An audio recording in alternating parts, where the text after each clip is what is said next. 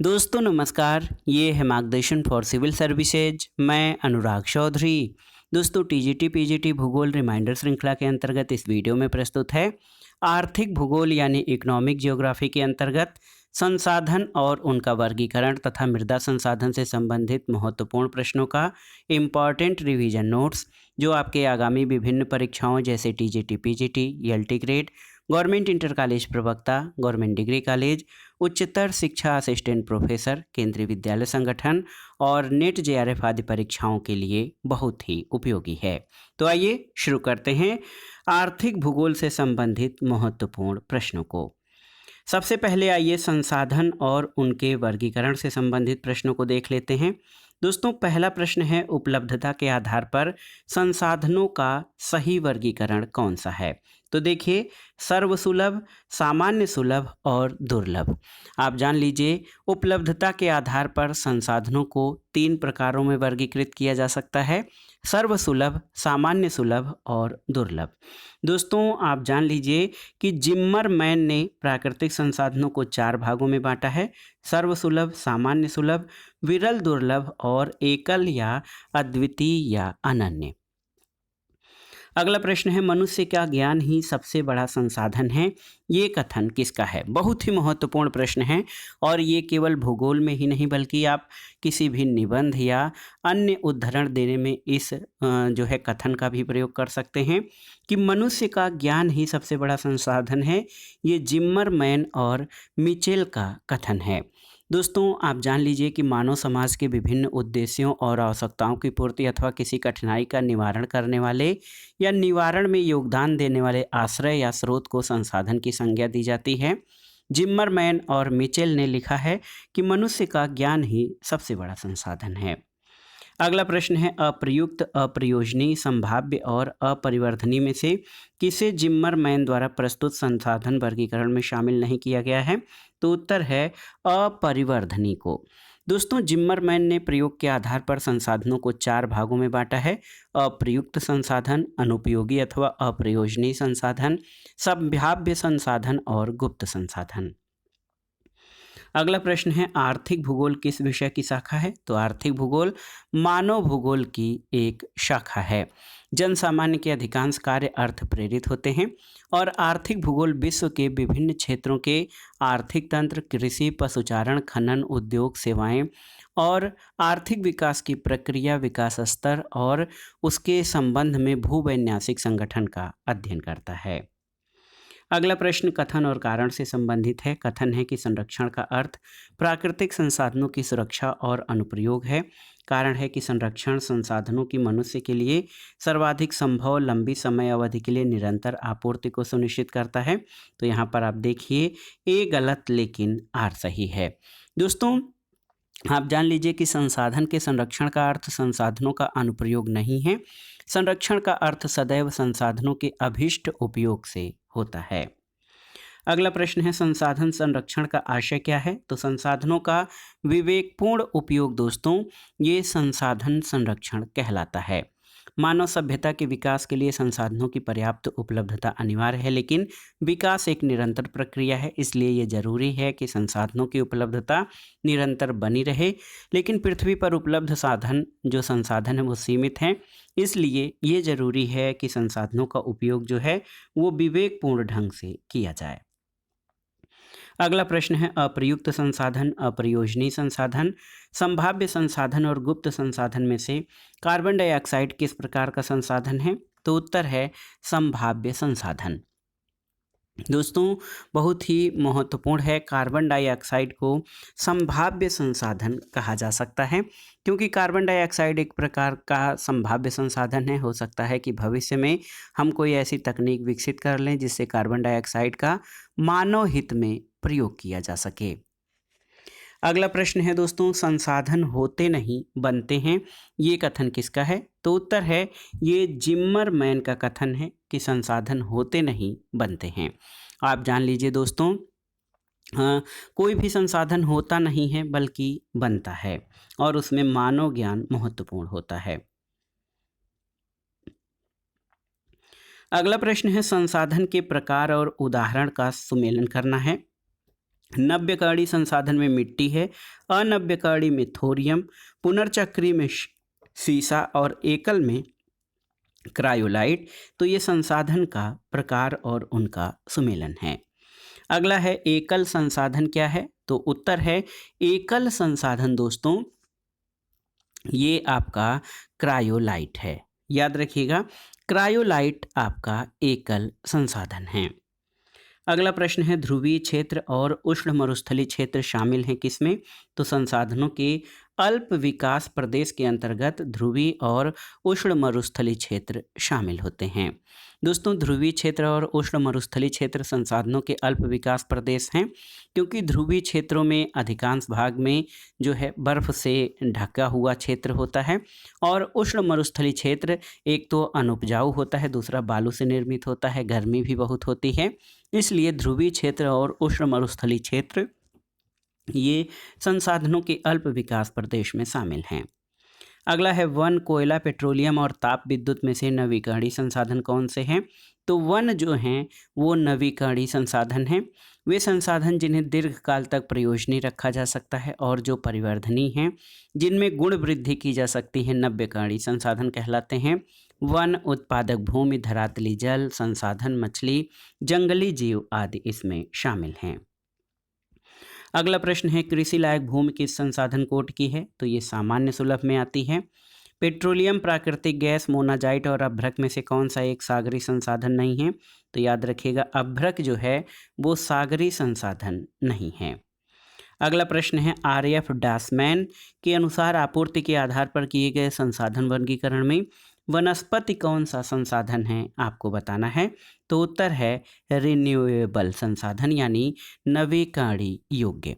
आप जान लीजिए दोस्तों कि दासमैन ने जो है वनस्पति को नवीकरणीय संसाधन माना है, क्योंकि वनस्पतियों का प्रयोग करने के बाद उन्हें उगाया जा सकता है दोबारा और यह स्वतः उग आती हैं और ये क्रम अनवरत चलता रहता है। अगला प्रश्न है मृदा अपरदन, वन्यआग, बाढ़ और अधिक गिरना में वर्तमान में वन संसाधनों के घटने में सबसे महत्वपूर्ण क्या है, तो ये वन्य आग है। दोस्तों आप जान लीजिए कि वन की आग जो है ये वन संसाधनों के घटने में सबसे महत्वपूर्ण कारक है। अगला प्रश्न है वानिकी, चराई, वित्तीय सेवाएं और बागानी कृषि में से कौन प्राथमिक क्रियाओं के अंतर्गत नहीं आता है, तो वित्तीय सेवाएं प्राथमिक क्रियाओं के अंतर्गत नहीं आती हैं। वित्तीय सेवाएं तृतीयक या सेवा क्षेत्र में शामिल हैं, न कि प्राथमिक क्रियाओं के अंतर्गत। और आप जान लीजिए कि वानिकी, चराई और बागानी कृषि ये प्राथमिक क्रियाओं के अंतर्गत शामिल हैं। अगला प्रश्न है शिक्षण कार्य कैसा है, तो शिक्षण कार्य सेवा क्षेत्र है, ये तृतीयक गतिविधि है। जबकि प्राथमिक गतिविधियों में कृषि, मत्स्य पालन से संबंधित रोजगार, द्वितीयक में निर्माण और विनिर्माण गतिविधियां शामिल हैं। चतुर्थक गतिविधियों में हाईटेक सेवा उद्योग को शामिल किया गया है, जो कि अनुसंधान क्षेत्र से संबंधित हैं। अगला प्रश्न है ग्रामीण अधिवासों में किस प्रकार के व्यवसायों की प्रधानता रहती है, तो जो ग्रामीण अधिवास होते हैं वहाँ प्राथमिक प्रकार के व्यवसाय की प्रधानता रहती है और प्राथमिक गतिविधियों में कृषि, मात्स्यिकी जैसे प्राकृतिक संसाधनों पर आधारित व्यवसाय शामिल होते हैं। देखिए आप जानते हैं कि व्यवसाय के हिसाब से रोजगार 3 श्रेणियों में बांटा गया है, प्राथमिक, द्वितीयक और तृतीयक। द्वितीयक और तृतीयक गतिविधियों में जो है निर्माण, विनिर्माण, सेवा क्षेत्र के व्यवसाय शामिल हैं। जबकि आप जान लीजिए कि इसके अलावा एक चतुर्थक गतिविधि भी जुड़ गई है जिसमें हाईटेक सेवा उद्योग शामिल है, उसको भी इसमें जोड़ दिया गया है। अगला प्रश्न है उत्पादक इकाइयों का बंद होना, धनात्मक गुणक प्रभाव, पूंजी विस्थापन तथा श्रम शक्ति का प्रवास में से कौन सा ह्रासोन्मुख प्रदेशों के पिछड़ेपन का कारण नहीं है, तो उत्तर है धनात्मक गुणक प्रभाव। आप जान लीजिए धनात्मक गुणक प्रभाव ह्रासोन्मुख प्रदेशों के पिछड़ेपन का कारण नहीं है। वहीं उत्पादक इकाइयां बंद होना, पूंजी विस्थापन और श्रम शक्ति का प्रयास जो है वो ह्रासोन्मुख प्रदेशों के पिछड़ेपन का कारण है। अगला है मछली और समुद्री शेर, रेंडियर और व्हेल, मछली और कैरिब्यू और कस्तूरी लोमड़ी में से मुख्य शिकार वाले जानवर कौन हैं, तो ये हैं मछली और कैरिब्यू। दोस्तों कैरिबू रेंडियर को कहा जाता है। तो मछली और रेंडियर शिकार वाले जानवर हैं। रेंडियर या कैरिबू पृथ्वी से सुदूर उत्तर के बर्फीले आर्कटिक इलाकों में मिलने वाली हिरण की एक प्रजाति है और ये लाइकेन पेड़ों के पत्तों के साथ अपनी सींग, चूहे तथा छोटी मछलियां आदि पक्षियों के अंडे खाते हैं। अगला प्रश्न है आर्थिक क्रियाकलापों के विकास का सही क्रम क्या है? तो सबसे पहले भोजन संग्रह, फिर कृषि और औद्योगिकरण। यही जो है आर्थिक क्रियाकलापों के विकास का सही क्रम है। अगला प्रश्न है मानव की बुद्धिमत्ता, मानव की संस्कृति, मानव के वैज्ञानिक और तकनीकी ज्ञान में से संसाधनों का विकास किस कारक पर निर्भर करता है? तो इन सभी पर जो है संसाधनों का विकास निर्भर करता है। अगला है कि मानव और संसाधनों के मध्य संतुलन स्थापित करना, संसाधनों का विवेकपूर्ण उपयोग, संसाधनों का विकास में से संसाधन संरक्षण के लिए आवश्यक क्या है? तो ये सभी संसाधन संरक्षण के लिए आवश्यक हैं। दोस्तों देखिए, आर्थिक भूगोल के अंतर्गत ये जो चैप्टर है इसमें हमने संसाधन और उनके वर्गीकरण के बारे में जाना। अब आइए उस वर्गीकरण में मृदा संसाधन से संबंधित महत्वपूर्ण जो प्रश्न बनते हैं उनके बारे में देख लेते हैं। देखिए, संयुक्त राज्य अमेरिका के मिसिसिपी में लोयस के निक्षेप को क्या कहते हैं? तो याद रखिएगा एडोब कहते हैं। एडोब रीडर वाला एडोब याद रखिएगा कि संयुक्त राज्य अमेरिका के मिसिसिपी राज्य में लोयस निक्षेप को एडोब कहते हैं। ये सामान्यतः संयुक्त राज्य अमेरिका के पश्चिमी भाग में पाए जाते हैं जहां औसत वार्षिक वर्षा 20 इंच से कम होती है। अगला प्रश्न है कृषि योग्य उर्वर मृदा किस प्रकार का संसाधन है? तो ये सामान्य सुलभ संसाधन है।